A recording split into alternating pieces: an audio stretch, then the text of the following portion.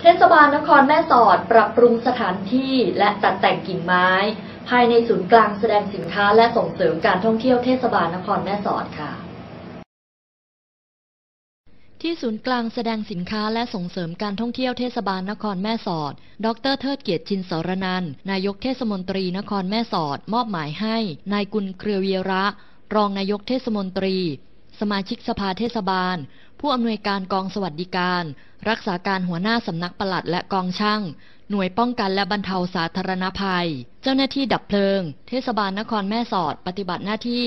ทำการตัดแต่งกิ่งไม้ต้นไม้ปรับปรุงภูมิทัศน์ภายในศูนย์กลางแสดงสินค้าและส่งเสริมการท่องเที่ยวเทศบาลนครแม่สอดเพื่อป้องกันการไม่ให้กิ่งไม้ไปพาดสายไฟฟ้าป้องกันการหักโค่นของกิ่งไม้ใหญ่และเป็นการปรับปรุงภูมิทัศน์เนื่องในวาระวันเฉลิมพระชนมพรรษาสมเด็จพระนางเจ้าพระบรมราชินีนาถ12 สิงหาคม 2558 วันแม่แห่งชาติ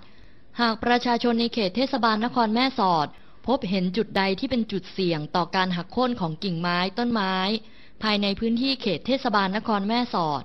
สามารถแจ้งได้ที่เคาน์เตอร์ประชาสัมพันธ์เทศบาลนครแม่สอดในวันและเวลาราชการ